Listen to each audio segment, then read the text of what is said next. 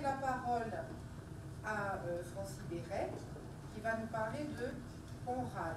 Conrad, tu vas nous en dire quelques mots. Et là, on va passer de la littérature à la littérature, du roman à la poésie, je crois, et à la chanson. Oui, merci. Alors, il s'agit d'un grand auteur, Józef Konrad Korzeniowski, dit Joseph Conrad, qui est un écrivain, un des grands écrivains de la littérature anglaise, britannique. Et il y a un petit lien,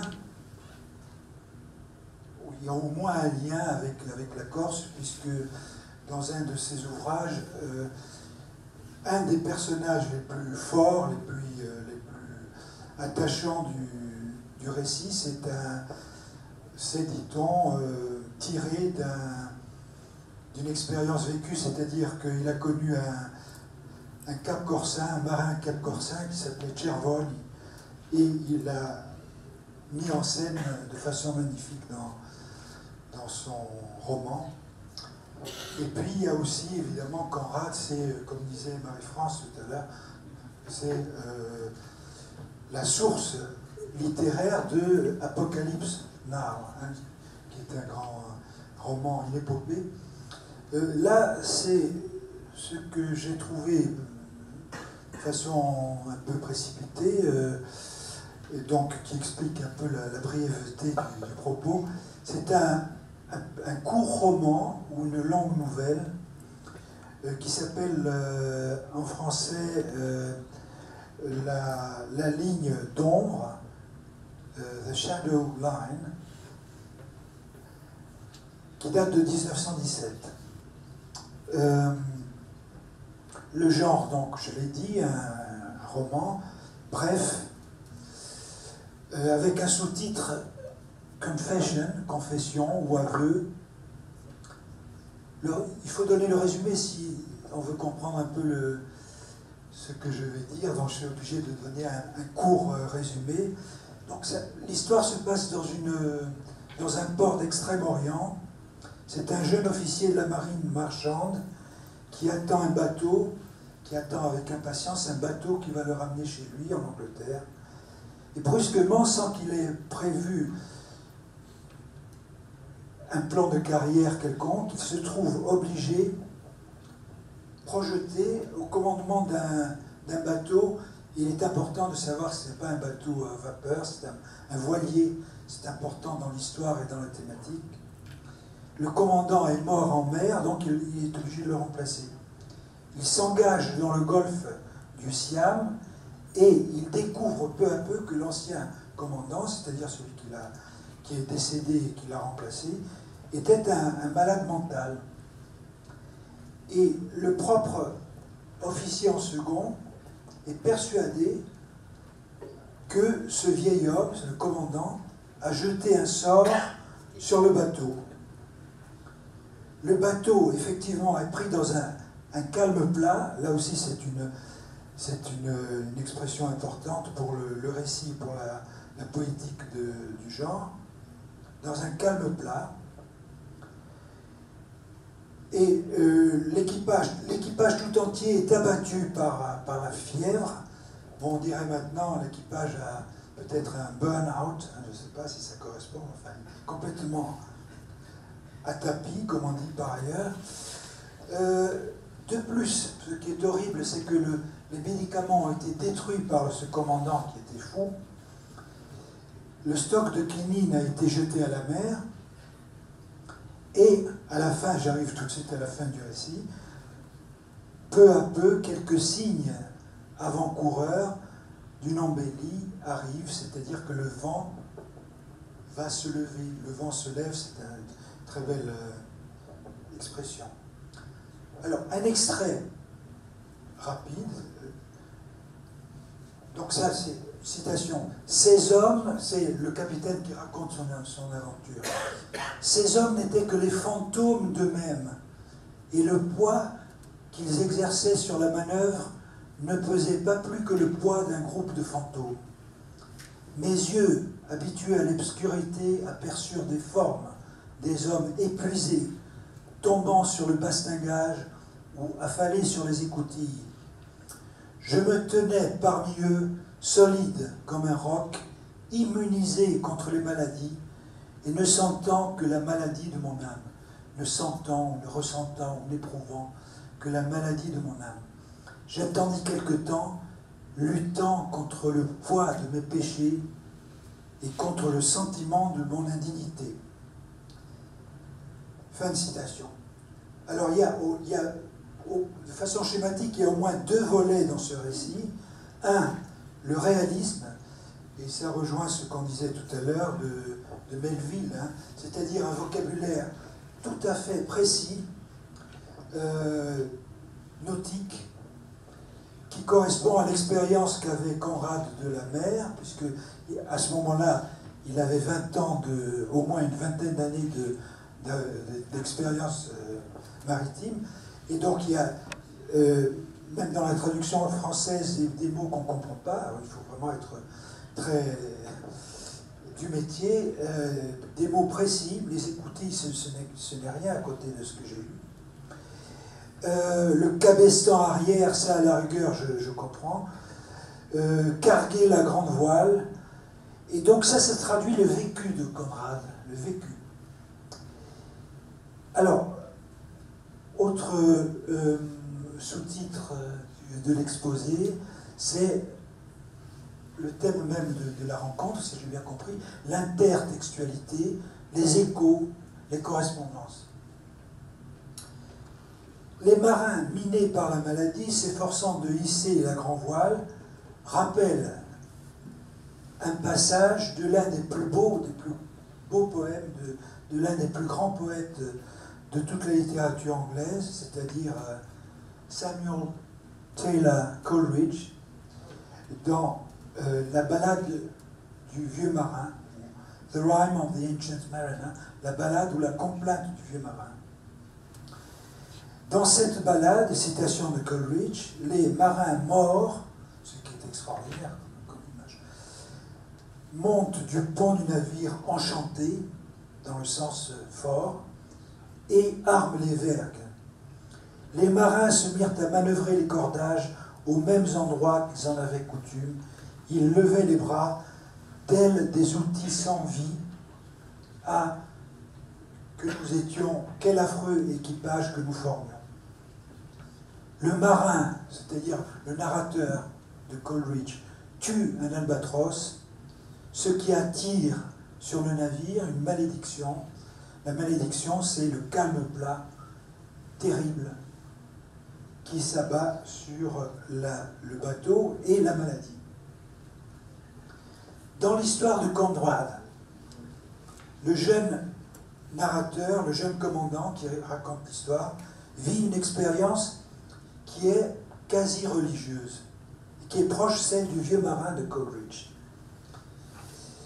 Cette histoire, qui ressemble à une histoire étrange, un peu abracadabrante, à la première lecture, devient en fait un rite de passage qui explique, au moins en partie, le titre choisi, la ligne d'ombre. La ligne d'ombre, c'est le titre du récit. La ligne d'ombre, c'est la ligne qui sépare l'innocence de l'expérience, la jeunesse de la maturité et l'arrogance de l'humilité. Comme le marin de Coleridge, le narrateur, le capitaine de Conrad, je dirais, le jeune commandant éprouve la maladie de son âme, comme il dit, le poids de ses péchés, le sentiment de son indignité. Il est hanté par la vision d'un bateau qui s'en va à la dérive, alors même que son équipage est en train d'agoniser. Et quand finalement le vent se lève, il dit « Le spectre malveillant a été terrassé, le charme malfaisant brisé, la malédiction levée. » De même, chez Coleridge, le passage suivant, rapide filait le navire, pourtant sa course était paisible aussi. Doucement, doucement soufflait la brise. J'étais le seul à avoir été touché par son souffle.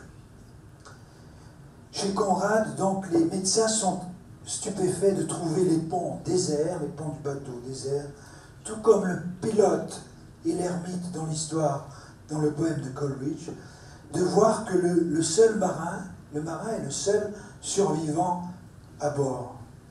Et comme le vieux marin de Coleridge, le marin, le capitaine de Conrad, n'arrive pas, il est bloqué, il a une sorte de blocage, il n'arrive pas à se sentir coupable des souffrances de son équipage.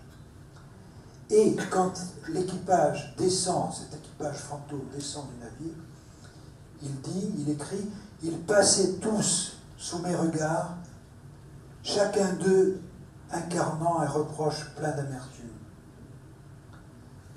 Comme chez Coleridge, une angoisse, la malédiction avec laquelle ils étaient morts n'avait point disparu. Je ne pouvais détacher mes yeux des leurs, ni les lever pour prier. Donc une fascination et un blocage vis-à-vis de la libération qu'aurait été l'aveu. Et donc, de même que Coleridge arrête un marin fantôme sur 3 pour se confier à lui, en vain évidemment, de même le jeune commandant est contraint de se confesser son expérience.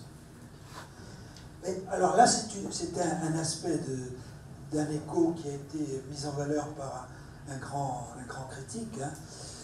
Mais il n'a pas vu, et il faut bien quand même un peu d'originalité, un autre aspect qui est en signe dans l'épigraphe du roman de Conrad, c'est-à-dire une citation de Baudelaire. Donc, deuxième poète qui est aussi un écho. Il y a aussi l'histoire de l'Albatros. Voilà. Il disait beaucoup de choses. Voilà.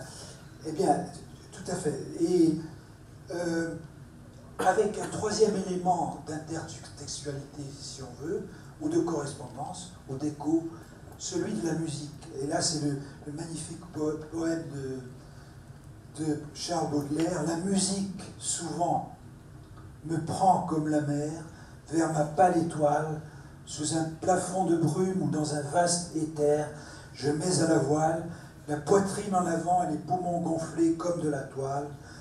J'escalade le dos des flots amoncelés que la nuit me voile. Je sens vibrer en moi toutes les passions d'un vaisseau qui souffre. Le bon vent, la tempête et ses convulsions sur l'immense gouffre me bercent. D'autres fois, et ça c'est la partie de la citation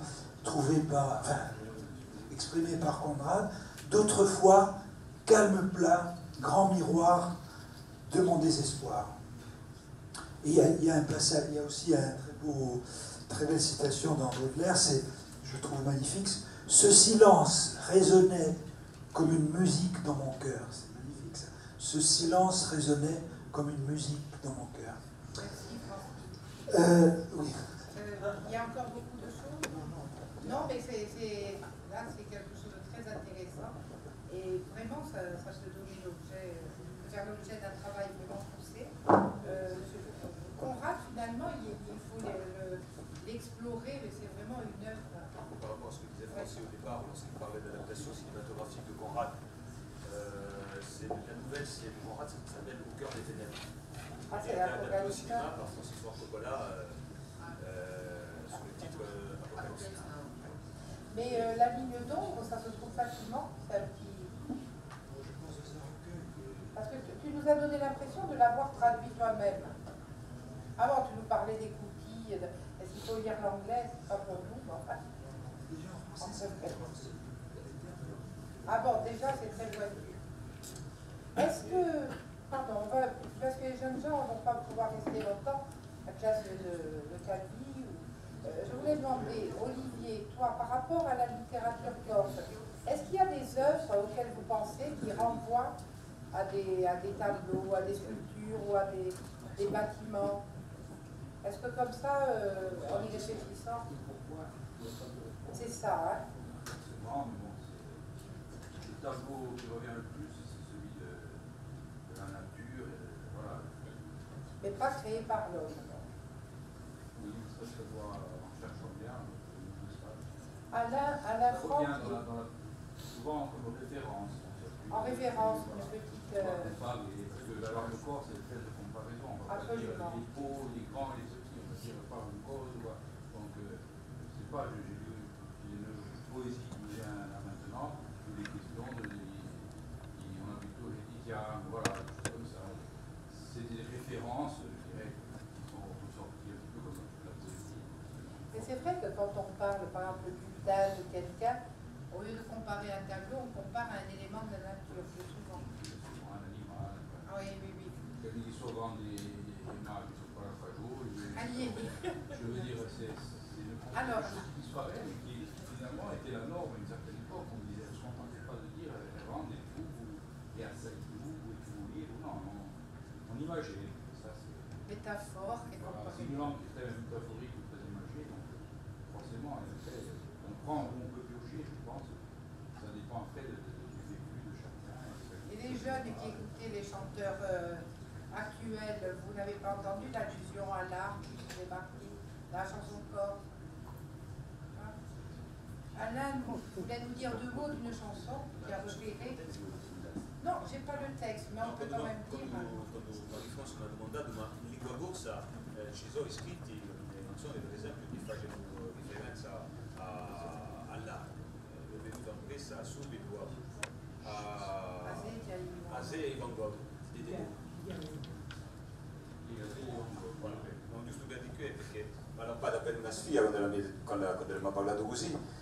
Al telefono mi ha domandato così, ti viene in mente un scritto che fa riverenza all'arte, un scritto in lingua corsa, e mi è venuto a Zé Van Gogh di Dedeno. Mais ça, c'est un lien, oui, hein, une dimension, oui. Ça fait Rousty, oui, plutôt que référence, c'est que nous on a et qui réseau, penso mica che la poesia corsa sta qui all'arte, Van Gogh, par exemple, M.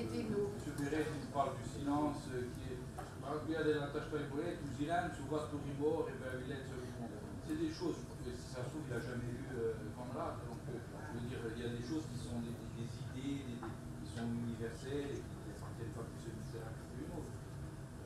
Voilà, mais deux mots, peut-être sur Van Gogh, par rapport à Van Gogh. On parle de Melville, moi, c'est une coïncidence, mais c'était peut-être le premier livre vraiment fort qui m'a marqué. Moby Dick, ouais, je sais pas pourquoi, enfin, je sais pourquoi, parce que j'ai vraiment voyagé ce livre, il y a un imaginaire, à la limite, après il n'y a aucune adaptation cinématographique, après qui peut... Bon, pour moi, c'est vraiment, c'est ce qui m'a fait découvrir la puissance de la littérature. Mais il me semble, je ne suis pas sûr, que Melville, c'était un genre de Van Gogh, justement, il a galéré pas mal, je pense. Hein, là, il devient personne de sa vie. Parce que Melville, c'est vrai, il y a l'expérience personnelle des faillites, des morts, le père, l'oncle, après, beaucoup de déboires, beaucoup. Mais après Moby Dick et après Bartleby, on lui refuse des tas de places dans les ministères consuls en Florence, tout est refusé, il ne réussit pas. Mais ce qu'il faut retenir de Melville... Je pense qu'il n'avait pas une vraie... Pardon? Au niveau littéraire, il n'était pas vraiment reconnu, je pense, à son niveau. Ah non, pas du tout. Les 2 ou 3 premières nouvelles qu'il a écrites, oui, c'était pas mal, c'était encourageant. Donc, du monde. Il a eu un succès vraiment après. Mais après, bien après, Moby Dick après. Et là, il devient une idole en bande dessinée. Non, alors, Moby Dick, il y a certainement un film, non?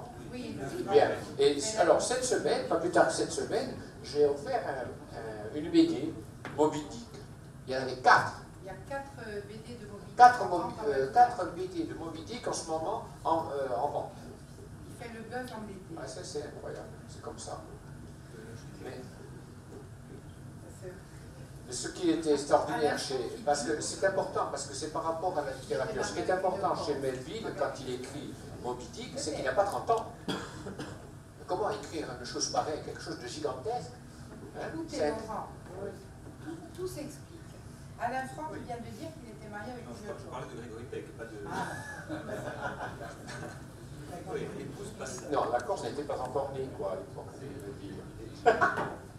J'avais vu ça dans un annuaire des Corses qui date d'il y a presque 30 ans. Ah oui, l'annuaire des Corses. Il y avait une petite photo et il y a une rubrique Amis de la Corse. Dans les pages, François Perrier, Marcel Pagnol, Pogo dos outros, Grégory Beck, così dirige a Hollywood.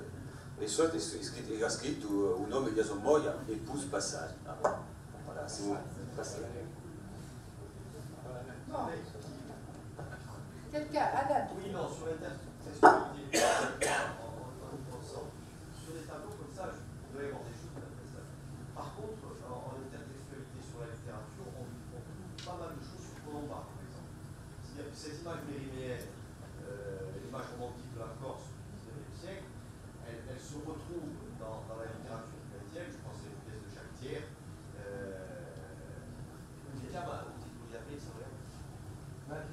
Paqui Colomba, et une nouvelle de Jérôme Ferrari. Ah oui, oui. Qui est magnifique dans son premier recueil de nouvelles.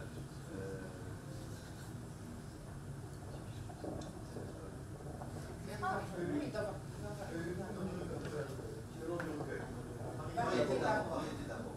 Et là, donc là, en intertextualité, il y a des choses, et c'est très intéressant de voir comment la littérature s'empare de la littérature pour bien entendu refaire de la littérature, mais aussi casser des images comme ça. Voilà, ce qui est de l'intertextualité sur la littérature corse. Si on dérive vers la littérature corse, vers l'expression corse, je crois qu'il faut aller chercher du côté du corpus d'Alexandria. On voit apparaître souvent, alors là je m'adresse aux pratiquants, aux poètes en particulier, à professeurs qui tient l'histoire, l'on voit apparaître à la rime, c'est à la rime, on voit apparaître un certain nombre de métaphores, de comparaisons qui introduisent précisément ces échos entre différents aspects du réel et de la littérature ou de l'art, mais sous la forme de la comparaison. Et c'est souvent porté par la rime. Pour une étude, pour quelqu'un qui voudrait faire une étude. Il y a de quoi faire, il y aurait de quoi chercher. C'est un sujet très très intéressant. On va donner... pardon, Francis Bennett. Non, mais c'est pas moi qui l'ai trouvé, on m'a conseillé de regarder, je l'ai regardé autant que j'ai pu, c'est le film, un très beau film, c'est une deuxième version, en anglais c'est True Grit, et je crois que Biancaril il fait allusion directement à ce film. C'est un film, celui que j'ai vu, tant bien que moi, des frères Cohen, qui est très beau, et c'est essentiellement, si on schématise, c'est une Colomba qui traverse tout le film, c'est-à-dire une jeune fille de 14 ans qui veut venger son père. Voilà. Donc c'est pour cela sans doute que Biancarelli fait appel à ce film. Il y a des livrances aussi avant la ça chez Biancarelli, ça revient, le peuple du quad. Non, alors des livrances, voilà, c'est des livres avec des scènes terribles. Et lui, il le reprend dans le peuple du quad. Les livrances, c'est le film. Le peuple du quad, c'est la... Nathalie, tu vas nous parler, toi? Comment? Voilà. Oui, alors moi je vais vous parler d'un roman que j'ai lu il n'y a pas très longtemps. C'est Vernon Subutex de Virginie Despentes. Donc il s'agit d'un roman qui est paru il n'y a pas très longtemps, qui va être l'objet d'une suite, puisque normalement ce mois-ci le deuxième tome devrait sortir. Et quel lien établir avec le thème d'aujourd'hui? Eh bien moi j'ai choisi de travailler un petit peu sur ce roman et le lien qu'on peut établir avec la musique, puisqu'incontestablement Virginie Despentes, de par son parcours, sa formation et son travail, nous conduit directement à son univers musical. Alors je m'explique un petit peu. Virginie Despentes a 45 ans. Elle est écrivain, elle est traductrice, réalisatrice, Et elle écrit aussi pour la musique, pour des groupes justement underground, punk, placebo. Elle a écrit sur les Berruriers Noirs, je ne sais pas si ça vous parle.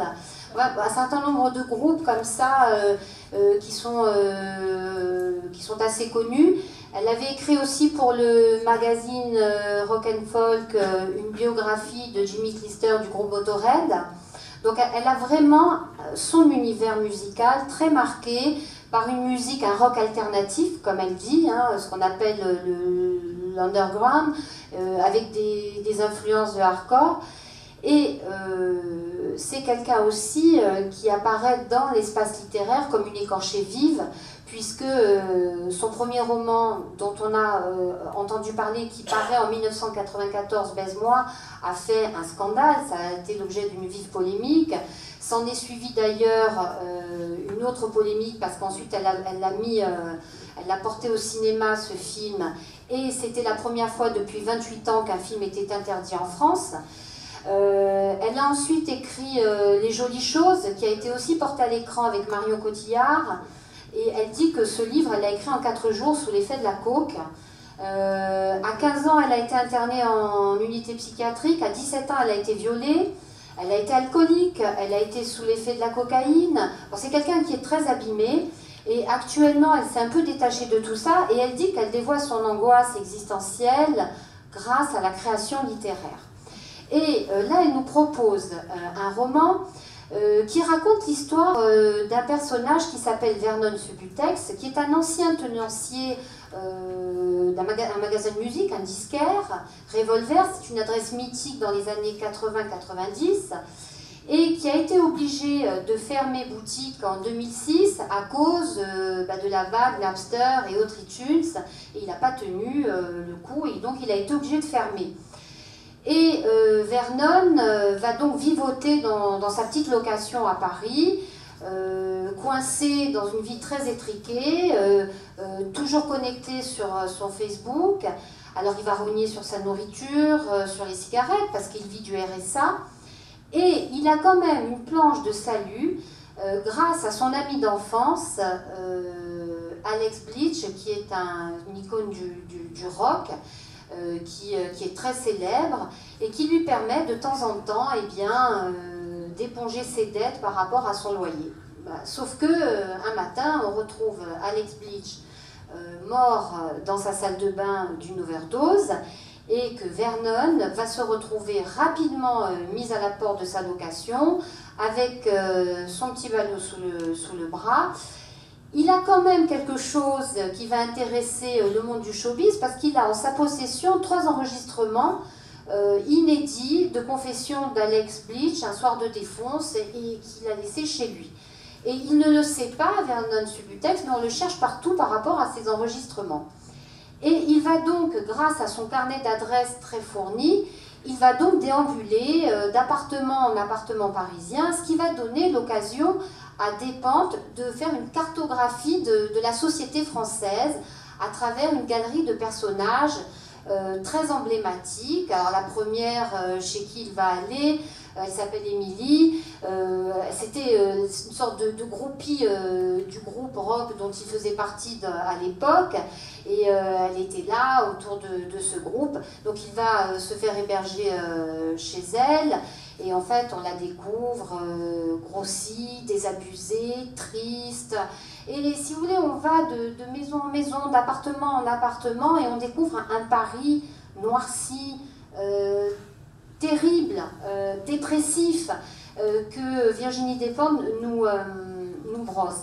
Et si vous voulez, toute la pertinence de cette romancière, tout son talent réside dans le fait qu'elle montre un Paris qui a existé, celui d'avant 2000, et un Paris qui n'existe plus, celui qui est actuel, à travers justement une musique de fond. C'est cet univers musical dont elle nous parle à l'intérieur du roman. Pourquoi? Parce que elle dit, Virginie Despentes, que lorsque Nirvana, le groupe Nirvana, groupe underground dans les années 90, remporte un succès phénoménal, c'est la fin du rock, c'est la fin d'une certaine musique, parce que c'est la fin de ces groupes indépendants de rock qui véhiculaient une certaine vision de la vie, une certaine ligne de conduite qui n'existera plus. Le rock subversif, dangereux, contestataire des années 90, eh bien, c'en est fini avec l'apogée de Nirvana, puisque Nirvana va signer dans un grand groupe, et finalement va se populariser, et pour des pentes, c'est la fin d'un monde. Et Vernon Subutex, le héros, c'est un petit peu l'incarnation, c'est un peu l'ange déçu de ce monde-là, qui n'existe plus. Et toute cette connaissance qu'il a de cette musique, il va la transbahuter, il va la balader hein, dans ce Paris. Mais on sent bien que le monde a changé et il y a cette fracture incroyable qui est montrée finalement au travers du prisme musical. Parce qu'il y avait une musique qui existait et qui voulait dire bien des choses. Il y avait un regard aussi, il y avait des groupes politiques aussi qui existaient avant les années 2000, qui n'existent plus. Il y avait une jeunesse qui criait sa révolte, qui n'existe plus. Maintenant, qu'est-ce qu'on voit dans le Paris qu'elle nous présente? On voit quoi? Donc, on voit des gens qui sont d'un terrible conformisme, on voit des gens qui n'osent plus dire non, on voit des gens voilés. Elle parle d'une société, c'est terrible le regard qu'elle jette sur la société, de ces gens qui vont mettre le voile parce qu'ils se cherchent une identité, de ce trader cocaïné qui est en train de nous raconter tout ce qui se passe. Et c'est horrible, il y a 3 pages de ce trader qui nous raconte ce qu'il vit avec finalement ce désir d'immédiateté. Il faut vivre vite, il faut consommer vite, l'argent, il faut en gagner de plus en plus, des valeurs, il n'y en a plus, de morale, il n'y en a plus, de vision politique, il n'y en a plus non plus.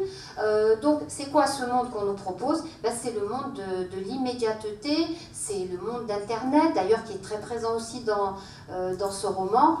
Et c'est une musique aussi qui se consomme vite, qui n'a pas vraiment d'essence, qui n'a pas vraiment d'âme.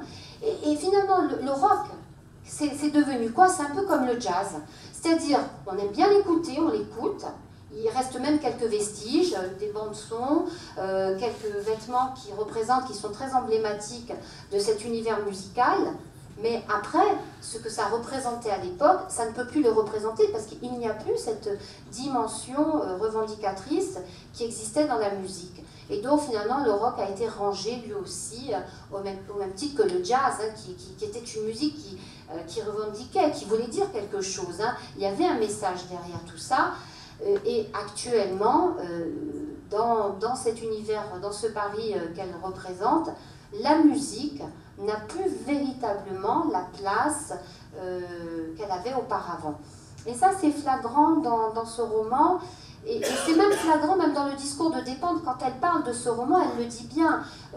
Elle dit, oui, il y a un avant, il y a un après. Il y avait une musique underground, et maintenant Nirvana, c'est le premier groupe, ce qu'on appelle mainstream, c'est-à-dire qui s'est popularisé.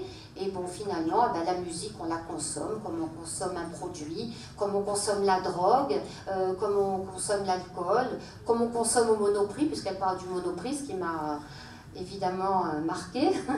Donc tout ça, ben, toute cette société de consommation, elle nous la montre bien. Et il y a quelque chose de très balzacien, bien entendu, si on veut parler d'intertextualité, parce que c'est vrai qu'au-delà de la musique, il y a aussi une dimension balzacienne, dans le sens où Despentes, elle fait un peu comme Balzac. Elle dresse une galerie de portraits, une grande comédie, mais cette fois-ci inhumaine, parce que ce qu'elle nous montre, ce qu'elle nous permet de voir, c'est pas très joli, c'est même très moche. Et puis, c'est triste de voir un rocker vieux, parce qu'un rocker, ça peut pas être vieux, justement. Voilà. Merci Nathalie. Donc il va y en avoir plusieurs, puisque ça va être une comédie. Moi, elle a dit, d'accord.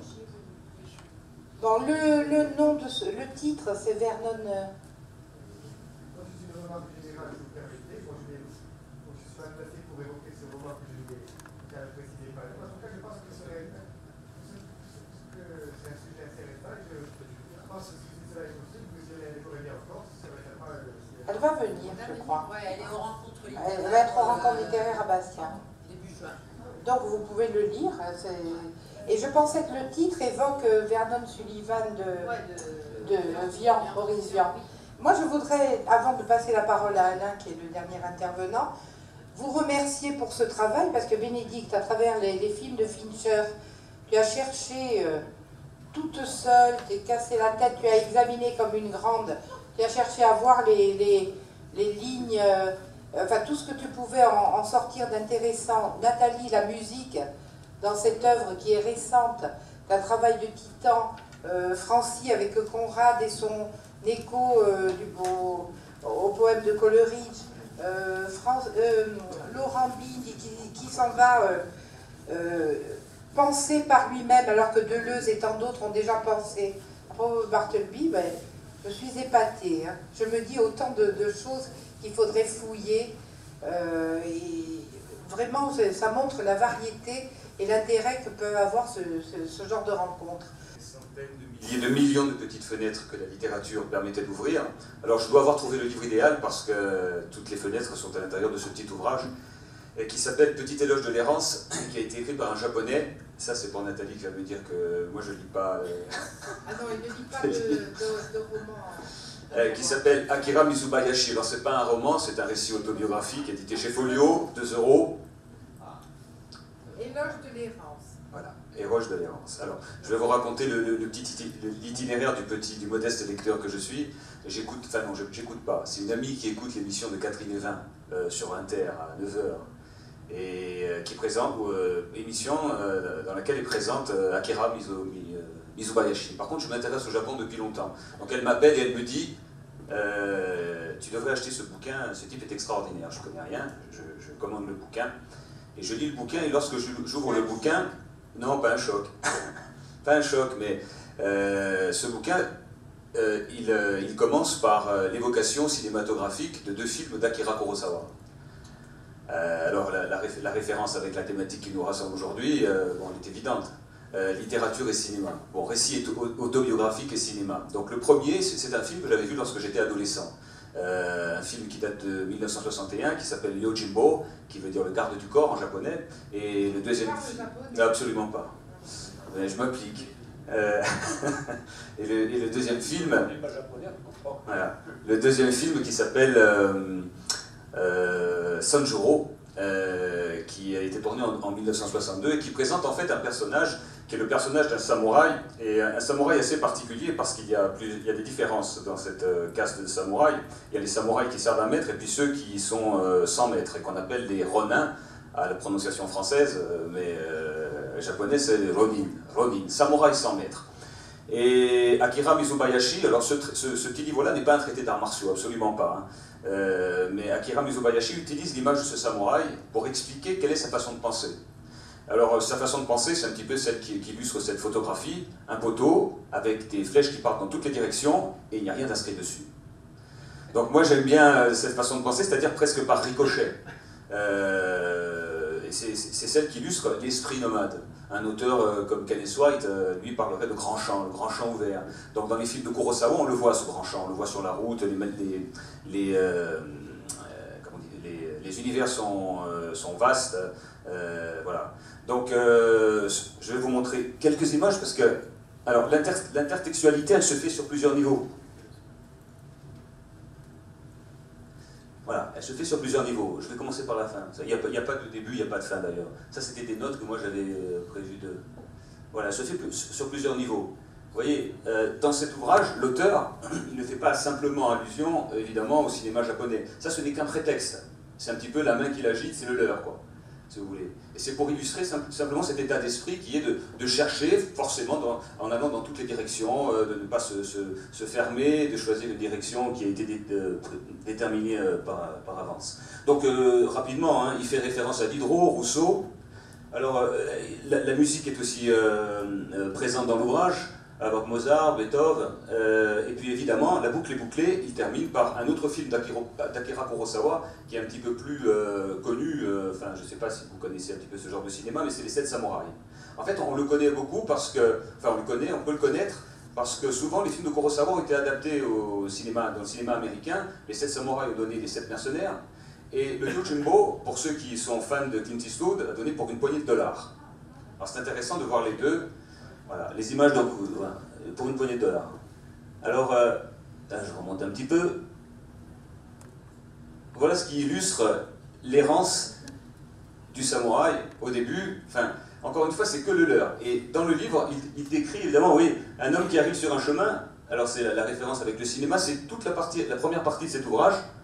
D'ailleurs, on appellerait ça une introduction, lui il l'appelle l'ouverture, un petit peu comme pour un carnet d'opéra ou de la musique classique, l'ouverture. Donc on voit un personnage qui cherche sa route. Voilà. Tu aurais pu prendre un berger, non? Un berger? Pourquoi un berger? Ouais, n'importe qui marche tout seul. Mais non, pas n'importe quoi. Mais non, c'est pas le samouraï, c'est parce que dans le livre. Ah oui. Ben, il faut suivre. Dans le livre, c'est pas un berger, c'est un samouraï. Voilà. Donc il n'y a pas de berger. Donc voilà, il est sur un chemin, ce qui va déterminer le chemin qu'il va suivre. Ça, c'est le début du film. C'est ce bâton qui lance en l'air et qui va lui indiquer le chemin. Donc c'est le hasard qui va lui indiquer. Et le film commence, vous voyez. Alors il expédie le bâton dans les airs, le bâton tombe au sol, et là, ça lui permet de choisir son chemin.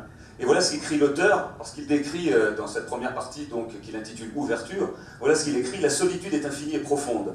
Le héros qu'on voit maintenant en pied arrive à une intersection. Où aller? Quel chemin prendre? Il interroge l'horizon et fait un tour complet sur lui-même. C'est alors qu'il trouve une longue branche d'arbre par terre, il la ramasse et la lance en l'air. On dirait que posée en diagonale, sortant de l'énorme ombre du guerrier qui occupe la moitié inférieure de l'écran, elle indique une direction. Sur fond de musique, d'une innocence et d'une nonchalance enfantine, le samouraï enjambe la branche et se résout à prendre la direction indiquée par le hasard.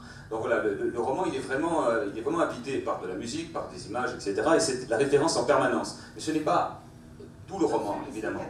C'est pas le roman, le récit autobiographique. Non, il n'y a pas d'image. Non, non. Dans la première partie, dans l'ouverture, il décrit... Voilà. Non, je me demande d'ailleurs... Non, alors les images sont simples, parce que la première partie de cet ouvrage, il fait référence à ce film de Kurosawa. Et les images, je les ai extraites de ce film-là, qui est Yojimbo. Voilà. Et là, Non, non, c'est ce que je l'avais deviné. Voilà. Et pour terminer cette partie qui se compose d'une dizaine de pages, il termine avec... c'est le même samouraï, en fait, c'est une série, si vous voulez. Hein, il s'appelle Sanjuro, ce samouraï. Ça s'appelle... voilà, c'est le dernier film de Sanjuro. Donc, vous voyez, il décrit toujours. Et là, ces images-là, en fait, ensuite, on n'en entendra plus parler dans le roman. Ensuite, il va parler de Rousseau, il va parler de beaucoup de personnages, il va faire référence à la littérature occidentale, au cinéma occidental, à la musique occidentale. Mais simplement, le personnage ici, alors moi je me suis un petit peu étendu pour vous l'expliquer, vous voyez, on voit toujours un personnage qui est à la croisée des chemins, qui cherche toujours son chemin. Et finalement, bon, la boucle est bouclée, on termine aussi, bon là je vous passe... voilà. Vous voyez, il se retrouve toujours sur un chemin en train d'avancer, de chercher. Ça, c'est la première image du film Yojimbo, et ça, c'est la dernière du film de Sanjuro. Toujours sur le chemin. Donc, c'est un petit peu la méthode qu'il préconise, aller toujours sur le chemin, rebondir. Voilà. Donc, voilà, une éloge de l'errance, mais un petit, comment dire, ça concerne surtout le côté intellectuel, l'intériorité. Encore une fois, ce que je vous ai montré ici, c'est qu'un leurre. C'est simplement un leurre, si on peut appeler ça comme ça. Mais c'est simplement pour illustrer sa pensée. Voilà comment est sa pensée. Le samouraï peut rester chez lui. Le samouraï peut rester chez lui. Merci Alain. Est-ce que quelqu'un me pose une question par rapport à ces étranges petits livres qu'Alain Franck délivre toujours et qui font notre joie? Laurent. Je me demande si le Japon a autre chose que des samouraïs. Oh, les geishas. Les geishas, les samouraïs. Le Shiva, tout ça. Non, on n'est pas dans le Shiva. Eh oui, Après, on a Murakami et d'autres, hein, dans ces commerciales, sont des auteurs. Mais il y a beaucoup de références à. c'est chiant. C'est honnête, c'est sincère. Oui, c'est ça. Bon, alors, on va finir avec ça. Il y a beaucoup de choses, il y aurait eu encore beaucoup de choses. Juste ce livre-là qu'on peut montrer, Donatat, qui a eu beaucoup de succès à chaque fois qu'elle a fait paraître un livre, romancière américaine, qui avait fait Le Maître des Illusions. Là, c'est le Chardonneret. D'ailleurs, c'est ton livre, Nathalie.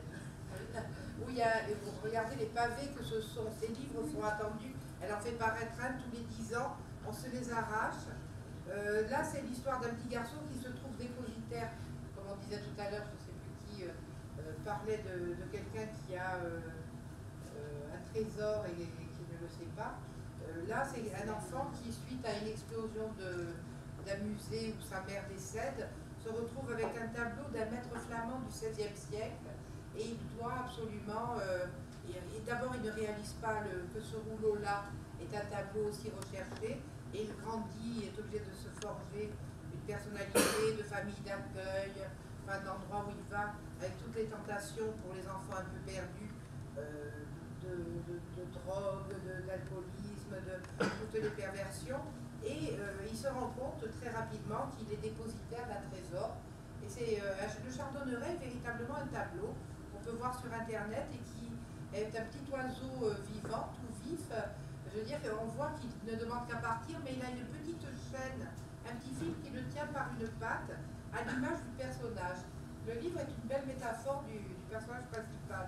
Sinon, on aurait pu parler des mythes et de leur reprise. Je pense au mythe d'Icare, parce que c'est un mythe qui m'a particulièrement plu à un moment donné, où on voit que depuis Bruegel l'Ancien, déjà on voit que les anciens se reprenaient eux-mêmes. Tite-Live, Apollodore, etc. Chacun y mettait sa vision. Et on voit aussi que Picasso, Cocteau, Rodin, Matisse, et encore aujourd'hui, hein, on voit de nombreuses œuvres qui naissent à partir du mythe d'Icare, de cet homme qui a voulu voler, s'est brûlé les ailes et qui est retombé. Et dernièrement, j'ai vu des photos d'un temple à Agrigente, le plus grand des temples, le principal, où devant un sculpteur hongrois a fait don d'une statue gigantesque. C'est un Icare, Icare au sol, Icare déchu, avec les ailes repliées et sans bras, une statue de bronze magnifique et immense. Rien que pour ça, il faut aller en Sicile pour voir Icare. Vraiment, parce que c'est un don, un sculpteur qui reprend ce mythe d'Icare, il montre que on va sans cesse entendre parler, et de plus en plus, du passé de façon moderne, avec des reprises, avec la création, c'est souvent une reprise et des variantes. Et quand on reconnaît, on a quelque chose de favorable en soi. C'est une façon c'est une forme de plaisir aussi. L'intertextualité, la reconnaissance. Voilà, je vous remercie pour votre attention. Vous auriez pu participer davantage à l'assistance.